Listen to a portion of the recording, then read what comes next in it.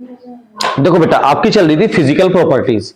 Physical properties में यानी कि फिजिकल प्रॉपर्टीज ऑफ एल्काइल और एराइल हैलाइड, इसमें एक दो पॉइंट रह गए थे, इनको कंप्लीट करो, फिर आगे हम इसके फिजिकल प्रॉपर्टीज के क्वेश्चंस करेंगे बेटा आज, ठीक है ना। तो हेडिंग डाली स्टेबिलिटी। स्टेबिलिटी, जो भी नंबर होगा, नंबर आप देख लीजिएगा, क्या नंबर था, स्टेबिलिटी। स्टेबिलिटी में नोट कीजिए आप, decreases the strength of, decreases the strength of, ऐसे बेटा, सी एक्स बॉन्ड, हाँ C bond halide, C X bond, then decreases the stability of, then decreases the stability of alkyl halide, stability of alkyl halide। कैसे बेटा, board पे ध्यान दें, सबसे ज्यादा स्टेबिलिटी होती है RF की, greater than RCl, greater than RBr, greater than RI। बिल्कुल, क्योंकि स्ट्रेंथ भी सी बॉन्ड एक्स की स्ट्रेंथ भी डिक्रीजेस होती चली जाती है। आर बॉन्ड एफ ज्यादा स्टेबल है, इससे ये स्टेबल है, इससे स्टेबल क्यों है ये बेटा, क्योंकि एफ की इलेक्ट्रोनेगेटिविटी सबसे ज्यादा है। ये एफ कैसे है, F Cl Br I, seventh group है ये, और टॉप टू बॉटम चलने पर इलेक्ट्रोनेगेटिविटी डिक्रीज होती है, तो एफ की सबसे ज्यादा है। तो जब एफ की सबसे ज्यादा है तो इस आर एफ की स्टेबिलिटी भी सबसे ज्यादा है। तो अगर स्टेबिलिटी डिक्रीज होती है, आई बात समझ में, तो क्यों, क्योंकि बॉन्ड स्ट्रेंथ भी डिक्रीज हो रही है बेटा। बॉन्ड स्ट्रेंथ और स्टेबिलिटी दोनों एक ही पैटर्न में चलते हैं, नोट करिए आप।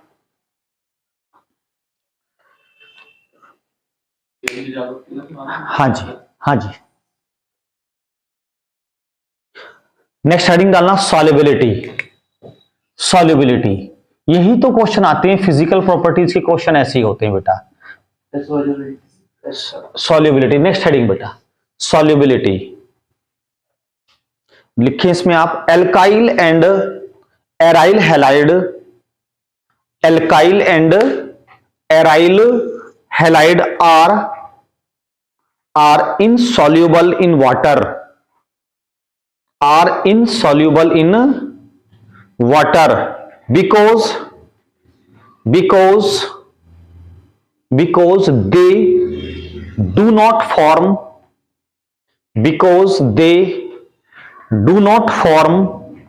hydrogen, they do not form hydrogen with water, they do not form hydrogen bond। बेटा हाइड्रोजन बॉन्ड लिखना, they do not form hydrogen bond with water, ये हाइड्रोजन बॉन्ड नहीं बनाते वाटर के साथ, तो इसलिए ये सोल्यूबल भी नहीं है। कभी भी याद रखना कि maximum soluble, minimum soluble, maximum soluble वो जो स्ट्रॉन्ग हाइड्रोजन बॉन्ड बनाता है, और इनसोल्यूबल वो जो हाइड्रोजन बॉन्ड नहीं बनाता बेटा। एक हेडिंग और डालिए, सिंपल है, इनफ्लेमेबिलिटी, INFLAMMABILITY,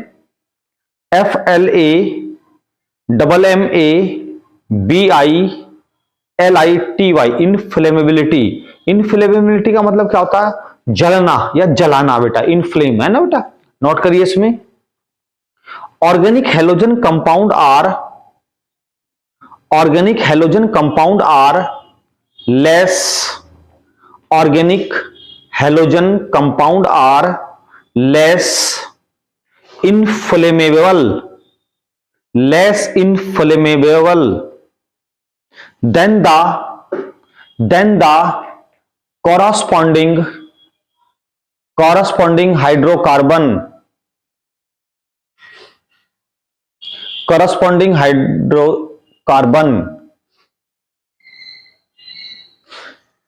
इसमें लिखना carbon tetrachloride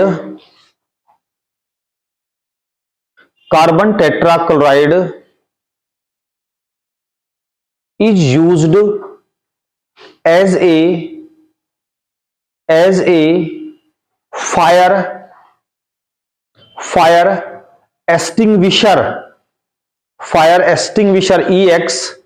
EXTING UISHER, fire extinguisher under the name Pyrene, under the name Pyrene, PYRENE। देखिए बेटा ध्यान से, जो CCl4 होता है, CCl4 ये तो कार्बन टेट्राक्लोराइड है, आप लोग जानते हैं, कार्बन टेट्रा क्लोराइड। इसका बेटा एक नाम और होता है पायरीन। क्या होता है बेटा? पायरीन। और हम यूज करते हैं इसको कैसे? Used as a fire extinguisher. हाँ जी, आग बुझाने के काम आता है ये, ठीक है। फायर एक्सटिंग्विशर किस नाम से? पायरीन के नाम से। पायरीन CCl4 एक ही बात है बेटा, है ना। नेक्स्ट स्टार पॉइंट लिखिए, इसी में ही लिखो वेस्ट्रोसॉल।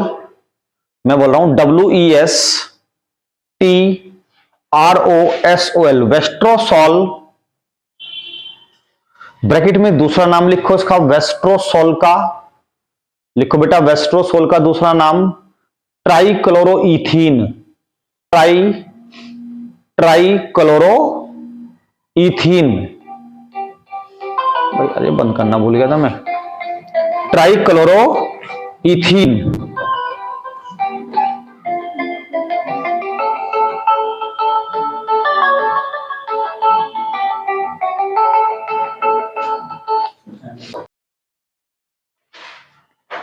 तो बेटा CCl4 कैसे यूज करते हो आप? As a fire extinguisher. Next compound क्या है इसका बेटा?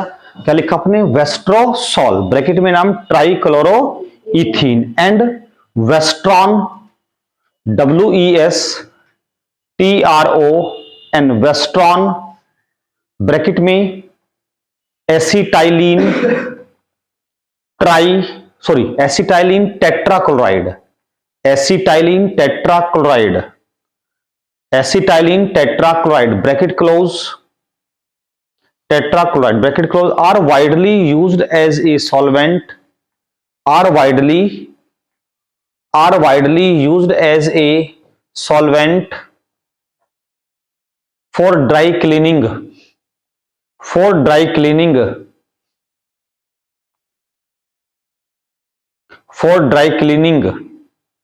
यानी कि बेटा जो वेस्ट्रोसॉल होते हैं, वेस्ट्रासॉल एंड वेस्ट्रॉन, क्या बेटा?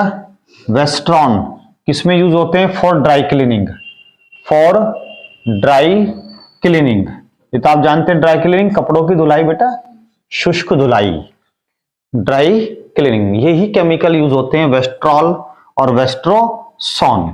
ठीक है बेटा, क्या होते हैं ये भी एल्काइल हैलाइड होते हैं। आई बात समझ में? तो देखिए ये फिजिकल प्रॉपर्टीज की फिनिश हो गई बेटा, है ना। अब हम इन पे क्वेश्चंस करते हैं, कैसे कैसे क्वेश्चन आते हैं बेटा, है ना।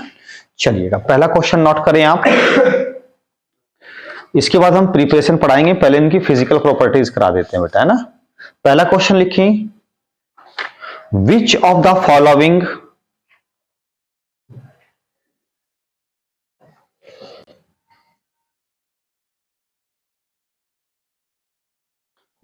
फॉलोइंग कंपाउंड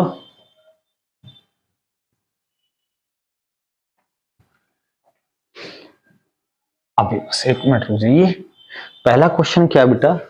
पहला क्वेश्चन है विच of the following compound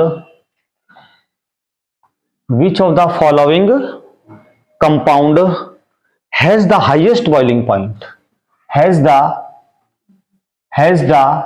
highest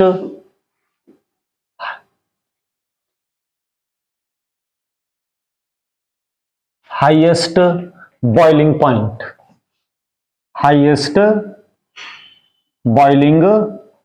बेटा, है ना। कौन सा कंपाउंड हाईएस्ट बॉइलिंग पॉइंट रखता है? ऑप्शंस नोट करें। ए बेटा CH3, CH2, CH2Cl, 3 कार्बन की चेन है पहले ऑप्शन में। दूसरे में 4 कार्बन की चेन है, CH2, CH2, CH2Cl। C option में देखिए आप सी ऑप्शन में बेटा साइड चेन आ गई CH3 CH CH3, ये बेटा CH2Cl CH2Cl। डी ऑप्शन देखिए आप, डी में बेटा CH3 CH3 CH3, ये बेटा CCl। आप चारों ऑप्शन नोट करिए, फिर देखते हैं बेटा। और चारों ऑप्शन आपने नोट कर लिए, सोचिए किसका हाईएस्ट है बेटा, बताइए। उसने कहा विच of the following compound has the highest boiling point. तो फिजिकल प्रॉपर्टीज का क्वेश्चन है, बहुत इजी है, सोच के बताइए। मैंने आपको पढ़ा दिया बेटा, बॉइलिंग पॉइंट का पॉइंट पढ़ाया है मैंने आपको। पढ़ाओ नंदनी, बताओ बेटा, बताइए बेटा। सही आंसर है बेटा बी वाला है। कैसे है सुनिए। अब देखिएगा, इसका तो कोई मतलब ही नहीं, 3 कार्बन की चेन है, ये 4 कार्बन की चेन है, ये बड़ी चेन हो गई जिसका मॉलिक्यूलर मास ज्यादा होता है। क्या बेटा? मॉलिक्यूलर मास ज्यादा होता है। तो जाहिर सी बात है इसका, इससे रिलेटिव इसका मॉलिक्यूलर मास ज्यादा है। तो जब मॉलिक्यूलर देखो, लेकिन आप कहोगे सर इसमें भी तो 4 कार्बन है, लेकिन ये इसका आइसोमर है, इसमें साइड चेन आ गई। क्या आ गई? Side chain. जैसे जैसे साइड, इसमें एक साइड चेन, इसमें 2 साइड चेन। क्या बेटा? 2 साइड चेन। तो जैसे जैसे साइड चेन बढ़ेंगी, बॉइलिंग पॉइंट तो डिक्रीज होता चला जाएगा। क्यों डिक्रीज होगा? Surface area. क्या बेटा? Surface area. तो देखो इसका सरफेस एरिया सबसे ज्यादा, ऐसे गोला बनाएंगे बड़ा बनेगा, इसका थोड़ा छोटा बनेगा, इसका थोड़ा बहुत छोटा बनेगा। तो मैंने आपको पढ़ाया था। तो जैसे जैसे मॉलिक्यूलर मास ज्यादा होता है, उसका बॉइलिंग पॉइंट ज्यादा होता है।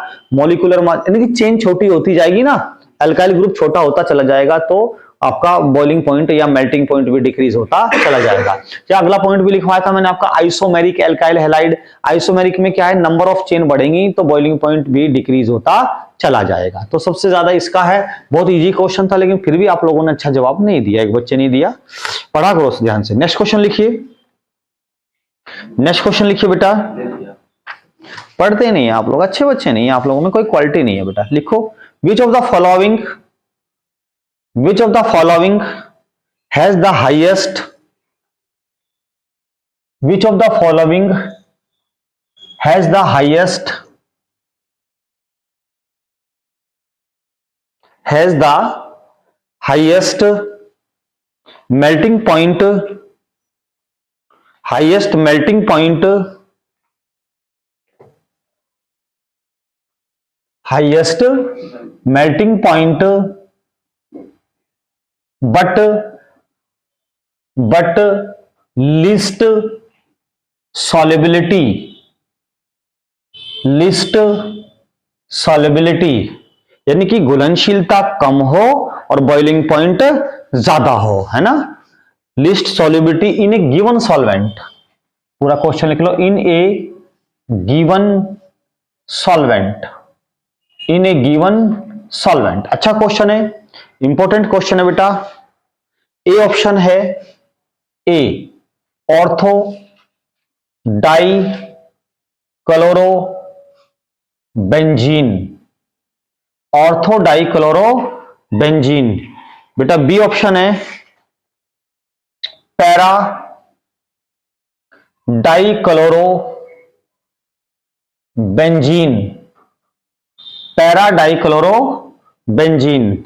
सी ऑप्शन है बेटा meta, meta di chloro benzene. D option है chloro benzene, chloro benzene, chloro benzene. अच्छा क्वेश्चन है, नोट करिएगा आप, सारे ऑप्शंस नोट कर लो। देखिए ध्यान से बेटा, सबसे पहली बात है, वो कहता है विच of the following compound has highest melting point. सबसे ज्यादा हाईएस्ट मेल्टिंग पॉइंट किसका है? सबसे पहले देखते हैं बेटा हाईएस्ट मेल्टिंग पॉइंट किसका होगा। देखिएगा, सबसे पहले क्लोरोबेंजीन का पहले फार्मूला बना लेते हैं बेटा। क्लोरोबेंजीन का फार्मूला हमारे पास ये बेटा, मेटा डाइक्लोरोबेंजीन का फार्मूला हमारे पास ये। मेटा पोजीशन तो आप जानते हैं बेटा, ये होती है, क्लियर। पैरा का देखिएगा बेटा, थोड़ा यहां को बना देते हैं। पैरा का बेटा ये है, पैरा का मतलब सबसे दूर है Cl, पैरा डाइक्लोरोबेंजीन। ऑर्थो का मतलब सबसे नजदीक है, क्या बेटा, सबसे नजदीक है। क्लियर, ये ऑर्थो। देखिए ध्यान से बेटा, उसने कहा विच of the following compound has the highest melting point. Highest melting point, molecular mass ज्यादा है। पहले तो मॉलिक्यूलर मास देखो, सबसे कम तो मॉलिक्यूलर मास इसका है क्योंकि एक ही Cl है, बाकी इन तीनों का बराबर है। ये तो आंसर बिल्कुल नहीं होने का, ये तो पक्की बात है। इसका सबसे कम, हाँ कह देता लीस्ट मेल्टिंग पॉइंट, फिर तो ये आंसर था। आई बात समझ में? उन्होंने पूछा हाईएस्ट, सबसे ज्यादा किसका, भाई मॉलिक्यूलर मास भी तो देखना पड़ता है बेटा। तो इन तीनों का मॉलिक्यूलर मास ज्यादा है, लेकिन इसमें भी प्रॉब्लम क्या है कि देखिए बेटा, ये सबसे नजदीक है, ये सबसे नजदीक है। आई बात में शायद आपको याद ना आ रहा हो, मैंने पढ़ाया था पैरा ग्रेटर देन ऑर्थो लगभग मेटा, लगभग मेटा, बीच में मैंने अप्रोक्सीमेट का निशान लगवाया था। तो पैरा का सबसे ज्यादा होता है। पैरा का क्यों ज्यादा होता है, पैरा कौन है ये बेटा, पैरा का इसलिए ज्यादा होता है कि इसके और इसके बीच में डिस्टेंस बहुत ज्यादा है, सिमेट्री है इसमें। क्या बेटा, सिमेट्री है एक। आई बात समझ में? तो जब सिमेट्री है तो इसमें वांडरवाल फोर्स ज्यादा है, वांडरवाल फोर्स ज्यादा है। तो आप यहां एक हिंट लिख सकते हैं इसमें कि मैक्सिमम वांडर वाल force of attraction, force of attraction. तो सबसे ज्यादा वांडरवाल फोर्स ऑफ एट्रैक्शन है, तो इसको बॉन्ड को ब्रेक करने के लिए मुझे ज्यादा एनर्जी की जरूरत पड़ेगी, ज्यादा एनर्जी लगानी पड़ेगी बॉन्ड को तोड़ने के लिए। तो जब ज्यादा एनर्जी लगानी पड़ेगी तो उसका मतलब वो लिस्ट सोल्यूबल है। देखिए एक बात याद रखना, मेल्टिंग पॉइंट का उल्टा सॉल्युबिलिटी होता है। जिसका मेल्टिंग पॉइंट या बॉइलिंग पॉइंट ज्यादा है, जिसका मेल्टिंग पॉइंट बॉइलिंग पॉइंट ज्यादा है, उसकी सॉल्युबिलिटी कम है। यानी कि greater the empty BPT, lesser the solubility. एक पॉइंट लिख लेते हैं बेटा यहां पर, थोड़ा याद रहेगा हिंट के लिए। Greater the empty and BPT तो समझते हैं, melting point boiling point. Greater the empty and BPT, lesser the solubility. Clear? Greater the empty BPT, lesser the solubility. आप इसको नोट कर लीजिएगा, अच्छा क्वेश्चन है। एक क्वेश्चन से बहुत सारी चीजें मिल जाती हैं बेटा। नेक्स्ट क्वेश्चन लिखिए आप। हाँ, मेल्टिंग पॉइंट और बॉइलिंग पॉइंट एक ही देखो बात है तो अलग अलग, लेकिन इनके रीजन एक ही है, रीजन एक ही है। कोई भी अगर मेल्टिंग पॉइंट हायर है तो उसका वो भी हायर है बेटा। ये बात समझ में? तो एक ही रीजन है बेटा, रीजन एक ही है लेकिन चीजें दोनों अलग अलग है, डेफिनेशन दोनों की अलग अलग है। आई बस अब पानी है, पानी का बॉइलिंग पॉइंट कितना होता है 100 डिग्री सेल्सियस, और वो क्या नाम मेल्टिंग पॉइंट का था 0 डिग्री सेल्सियस। दोनों अलग अलग हो गए, लेकिन अगर वो हायर है तो ये भी हायर है। आई बात समझ में? मानते नहीं बात को? तो दोनों की दोनों कंडीशंस के रीजन सेम होते हैं। हो गया ये पॉइंट नोट कर लिया आपने। नेक्स्ट क्वेश्चन लिखिए। विच of the following alkyl halide, which of the following alkyl halide has the, which of the following alkyl halide has the greater density, has the greater density, which of the following alkyl halide has the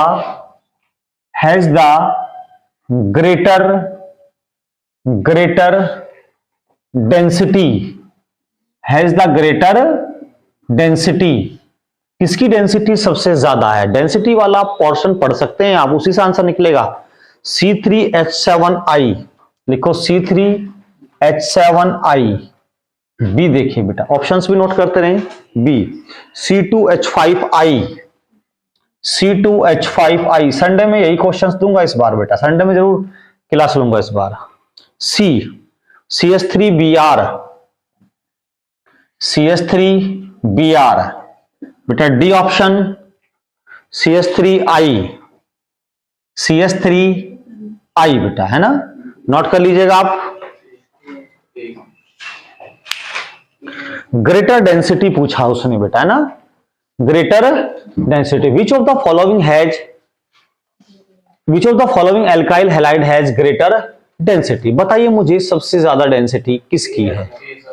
हैं? सोच के बता लो, देख लो बेटा ध्यान से। Greater density ए का है। चलिए देखते हैं ए का डेंसिटी है, बता रहे हैं आप भी यही बता रहे हैं? ये तो कुछ बता ही नहीं है। ये कुछ नहीं बता रहे हैं, ठीक है। ऐसी बिल्कुल इतनी बेइज्जती तो महसूस नहीं। हाँ बताइए पलक जी, आप बताइए बेटा, शाबाश। बी, अच्छा ए बी सी डी तो चलो आपसे आती है, चलो इतना ही काफी, आंसर आया ना आए। देखिए density equal to mass upon volume होता है, सारी दुनिया जानती है। घनत्व बराबर द्रव्यमान बटे आयतन, सब जानते हैं। जिसका वॉल्यूम ज्यादा है उसकी डेंसिटी कम है ना, ये तो पक्की बात। इसका तो वॉल्यूम सबसे ज्यादा है, सबसे बड़ा कंपाउंड है ये तो, 3 कार्बन है। इसका तो बिल्कुल आंसर नहीं है। ये भी 2 कार्बन है, पंगा इनमें हो गया। इसमें भी 1 कार्बन और इसमें भी 1 कार्बन। क्लियर? अब इसमें कैसे छांटे, इसमें कैसे छांटे? चलिए कार्बन तो 1-1 है, लेकिन एक बात तो बताओ, मॉलिक्यूलर मास तो इसका ज्यादा है। कैसे? चल देख लो, कार्बन का कितना 12 प्लस 1 इंटू 3, ब्रोमीन का 35 कुछ होता है, 71 के आसपास होता है ना बेटा। 35 तो उसका एटॉमिक नंबर होता है, 35 एटॉमिक नंबर का दुगना एटॉमिक मास होता है। इसका कार्बन का 12 प्लस 1 इंटू 3, इतना तो दोनों का सेम है, लेकिन आयोडीन का तो बहुत ज्यादा है, 107 होता है।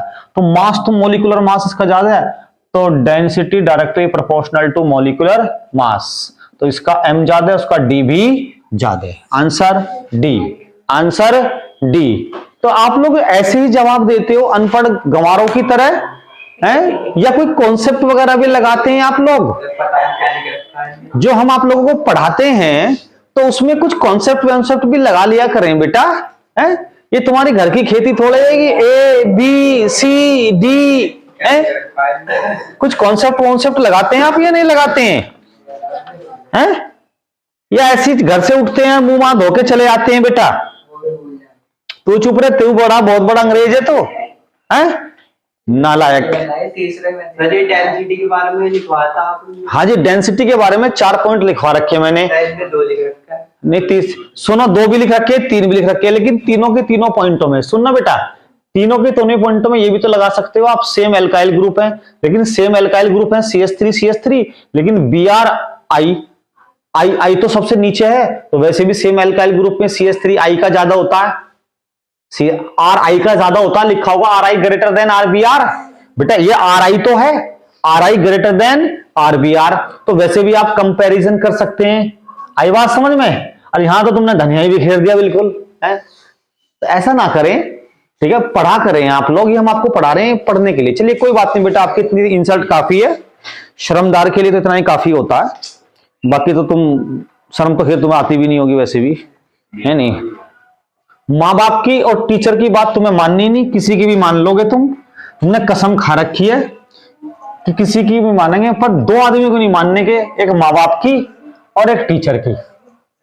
माँ बाप तुम्हें पढ़ने के लिए, खाने को, पीने को, सोने को तुम्हें जन्म दिया, इस पृथ्वी पे तुम्हें लेके आए हैं। आई बात समझ में? मतलब तुम हो क्या? तुम तो शून्य भी नहीं थे, हैं? और उन्हीं का कहना नहीं मानना। चलो कोई बात नहीं, हमने कौन सा माना जो तुम मानोगे, ठीक है जी, माना करो नालायक को। देखो, विच of the following has the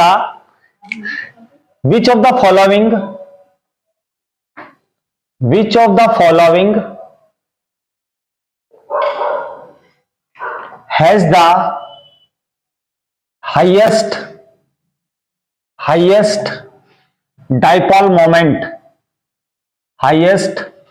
dipole moment, किसका सबसे ज्यादा डाइपोल मोमेंट होगा? ए ऑप्शन लिखिए बेटा, CH3Cl। आप बताएंगे इसको बिल्कुल ध्यान से। अबे भैया लिख तो लूं, भाई तुम तो बिल्कुल ही बिहारी हो रहे हो, जैसे वो बिहारी बोतल ढाई फिरे जावे। ऑप्शन लिखा नहीं फर्स्ट वाला। नंदनी बस रहने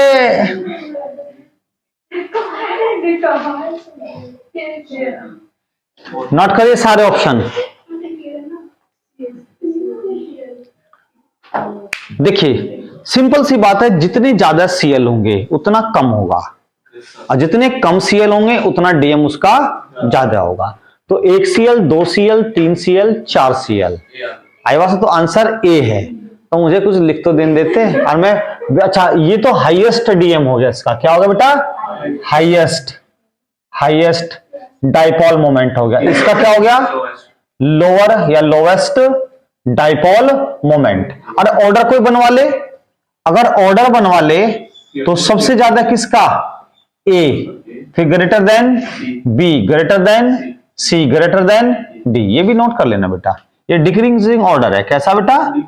क्योंकि सबसे ज्यादा, फिर कम, फिर कम, फिर कम बेटा, है ना, डिक्रीजिंग ऑर्डर है ये। बना लीजिएगा आप, बना लो, हाथ पैर चला लो। ये है जिंदगी में पढ़ लो कुछ, मरने के बाद तुम्हारी कोई वैल्यू बढ़ जाएगी, जिंदे होते तो तुम्हारी कोई वैल्यू है नहीं, सिवाय ऐबों के, हैं, सिवाय कमियों के। क्यों भाई, बात सही है पूजा, गलत है भाई?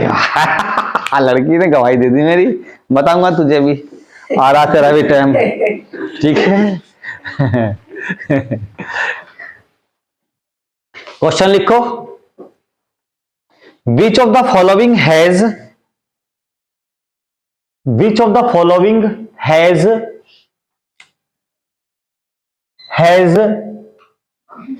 नो, NO, नो, कोई नहीं, यानी जीरो भी लिख सकते हो, no dipole moment. Which of the following has no dipole moment? No dipole moment. बताओ किसका डाइपोल मोमेंट जीरो है? तो वैसे तो हमें पता है सबसे कम इसी का है, लोअर है, लेकिन सबसे कम है इसका, लेकिन जाहिर सी बात है इनका तो कुछ ज्यादा होगा, हैं? तो फिर तो जीरो तो इसी का ही है, पक्की बात है, जीरो तो इसी का ही है। अब मैं बताता हूं क्यों जीरो है इसका बेटा, है ना। जीरो डाइपोल मोमेंट CCl4 का है, क्यों बताता हूं। देखिए बेटा, जीरो डाइपोल मोमेंट इसका है, इसकी स्ट्रक्चर बनती है C, बेटा C, Cl, Cl, Cl, Cl। Actual में क्या है, इसमें है centre of symmetry, centre of symmetry. तो जो सेंटर ऑफ सिमेट्री के कंपाउंड होते हैं, ठीक है, समझना बेटा, देखना, डाइपोल मोमेंट किसका निकालते हैं? डाइपोल मोमेंट निकालते हैं बॉन्ड का। किसका बेटा? बॉन्ड का। तो देखिए, इसका डाइपोल मोमेंट आप इधर को निकालोगे, इसका डाइपोल मोमेंट आप इधर को निकालोगे, इस बॉन्ड का आप ऐसे निकालोगे, क्योंकि डाइपोल मोमेंट की डायरेक्शन होती है पॉजिटिव टू नेगेटिव, तो ज्यादा इलेक्ट्रोनेगेटिव एलिमेंट की तरफ को होती है बेटा।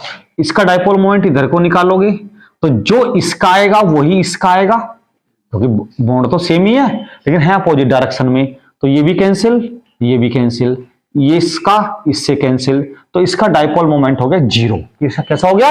जीरो। आपको मैं एक एग्जांपल और बता देता हूं बेटा, जैसे देखो कार्बन डाइऑक्साइड, अदर एग्जांपल भी बता देते हैं। जैसे कार्बन डाइऑक्साइड है बेटा, कार्बन डाइऑक्साइड का स्ट्रक्चर ऐसे बनता है, कैसे बनता है? ऐसे। क्लियर? तो डाइपोल मोमेंट कैसे निकालोगे? इसका इधर को निकालोगे और इसका इधर को निकालोगे, तो इससे ये कैंसिल हो जाता है, कैंसिल हो गया। तो इसका भी डाइपोल मोमेंट जीरो है। तो इसमें तो सेंटर ऑफ सिमेट्री है, इसमें लीनियर सिमेट्री है, लीनियर सिमेट्री है। तो जिनके डाइपोल मोमेंट अपोजिट डायरेक्शन में होते हैं वो कैंसिल हो जाते हैं। बात समझ में आती है? जैसे मैं आपको एक चीज और बताता हूं नंदिनी जी, बेटा देखो एक एग्जांपल और ले लो एक्स्ट्रा। जैसे आपका जाना माना फेवरेट एग्जांपल है BF3 बेटा, ठीक है जी। तो देखिए ध्यान से, पता नहीं क्यों हंसते हैं आप, मेरे को तो समझ में नहीं आता, ठीक है जी, ना मैं आज तक समझ पाया बेटा, ठीक है जी। ये देखो BF, ये BF बेटा, BF, ठीक है जी।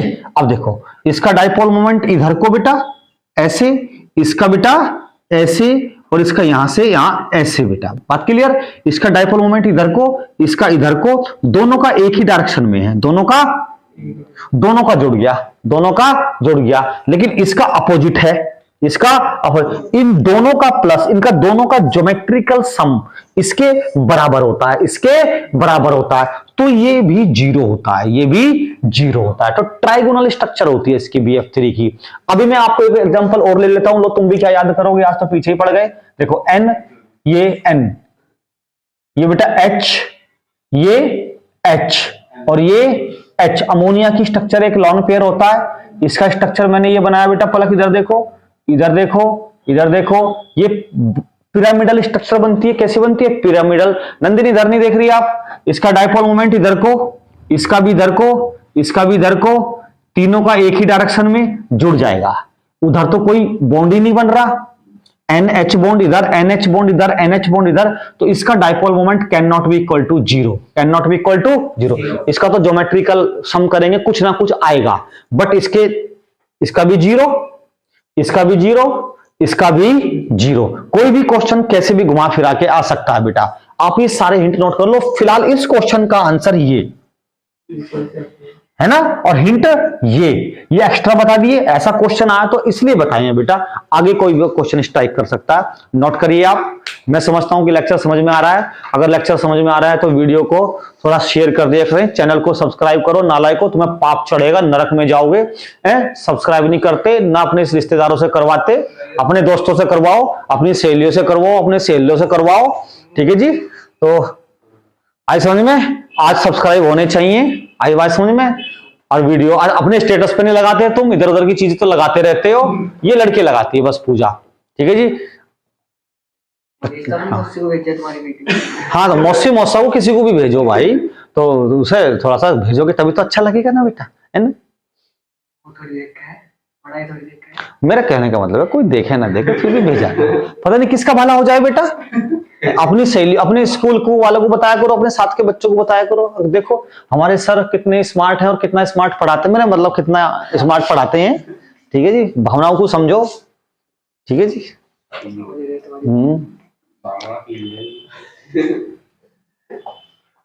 हो गया बेटे? चल, ये तो हंसी मजाक की बात, आप खुश रहा करो बेटा। क्वेश्चन लिखिए। हाँ जी, ये उतार लिया आपने सारा? उतारो। विच of the following will have, which of the following will have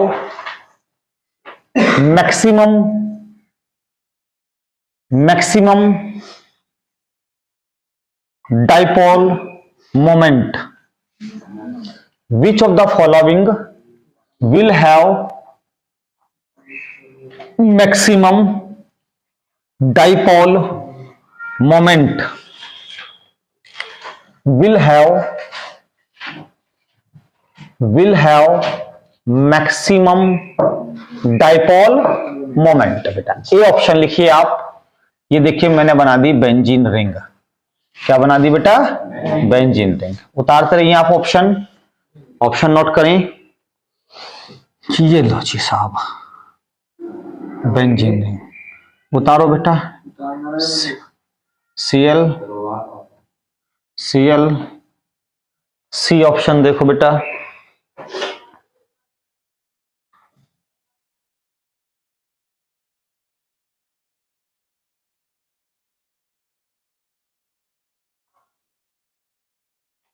ये तो कंपाउंड ही गलत है, लेकिन जैसे उसने दिया है ऐसे बना दिया हमने। मैक्सिमम डाइपोल मोमेंट नोट करें आप। मैक्सिमम डाइपोल मोमेंट देखिए ध्यान से बेटा। मैक्सिमम डाइपोल मोमेंट का मतलब क्या होता है? देखिए सबसे पहले ये कंपाउंड ऐसा बनाया है, लेकिन है भी मैक्सिमम इसी का बेटा, है भी इसी का। रीजन क्या है सुनना बेटा। आप देख रहे होंगे कि इसमें तो बहुत दूर है, ये आई बात समझ में? इसमें किसी एक को पकड़ लो बेटा, आई बात समझ में? मान लो इसी को ले लिया आपने, इस रिंग को ऐसे घुमा दो, उल्टा ऐसे पलट दो, तो इसके रिलेटिव ये मेटा पे है ना, इसके रिलेटिव मेटा पे है। देख रहे हैं आप? नहीं समझ रहे ना? ये तो, और इसको देखो आप, ये ऑर्थो ऑर्थो और इसके रिलेटिव ये मेटा पे, तो ये कंपाउंड तो गलत ही है, इसका तो मामला है ही नहीं, क्योंकि मेटा पे तो सीएल जाता ही नहीं, तो सिंगल बॉन्ड वाला है। इसको देखो, ऑर्थो पैरा होता है, ये क्या है पैरा पे, और ये क्या है इधर ऑर्थो, ये भी इधर ऑर्थो, ये दोनों कंपाउंड हो सकते हैं, लेकिन इसमें इसका कम है, इसका सबसे ज्यादा है। जितना ज्यादा नजदीक होंगे, दोनों तरफ से इस सीएल को इसने घेर लिया, इलेक्ट्रॉनों की डेंसिटी बढ़ गई बेटा, इलेक्ट्रॉनों की डेंसिटी बढ़ गई, तो मैक्सिमम डाइपोल मोमेंट इसका हो गया। और वैसे भी आप लोग देख सकते हैं बेटा क्या, कि ये कार्बन है ना यहां पर, है ना, यहां पर भी कार्बन है, ये बॉन्ड इधर को होगा, ये बॉन्ड इसका इधर को होगा, इसको ये न्यूट्रलाइज करेगा अपोजिट डायरेक्शन में, लेकिन क्या ये भी एक ही डायरेक्शन इधर, ये भी एक डायरेक्शन इधर, ये भी एक डायरेक्शन इधर ही, तीनों की डायरेक्शन सेम। जब सेम डायरेक्शन होती है तो कैंसिल थोड़े ना होते हैं वो, तो वो जुड़कर कुछ आंसर आएगा उसका, वो भी वैल्यू के अकॉर्डिंग आएगा। तो मैक्सिमम डाइपोल मोमेंट सी बेटा, नोट करें। हाँ जी, अच्छा क्वेश्चन था। तो देखो बेटा ध्यान से, आज के ये क्वेश्चंस खत्म होंगे आपके फिजिकल प्रॉपर्टीज के। तो मैंने देखा सबसे ज्यादा क्वेश्चंस किस पे आए, डाइपोल मोमेंट पे, तो इससे पता लग रहा है कि डाइपोल मोमेंट के क्वेश्चन इंपॉर्टेंट है। तो और उससे फिर एक क्वेश्चन और भी आए कि maximum melting point boiling point, है ना, तो दो क्वेश्चन इसमें इंपॉर्टेंट है, एक डाइपोल मोमेंट वाला और एक मेल्टिंग पॉइंट बॉइलिंग पॉइंट वाला। कराए तो आपको 6-7 है फिजिकल प्रॉपर्टीज, तो ये क्वेश्चन इंपॉर्टेंट आए। तो कल हम इसके स्टार्ट करेंगे बेटा, सैटरडे कल केमिकल प्रॉपर्टीज, या हो सकता है हम शुरू से लेकर क्या, जितने जब से भी एल्काइल हैलाइड चल रहा है 3 पार्ट खत्म हो गए, क्लासिफिकेशन, प्रिपरेशन और फिजिकल प्रॉपर्टीज बेटा, आई बात समझ में, उसके अकॉर्डिंग फिर हम लोग क्वेश्चन भी करा सकते हैं, या फिर आगे हम उसको आपको वो भी करा सकते हैं बेटा, है ना। पढ़ा करो बेटा मेहनत से, है ना।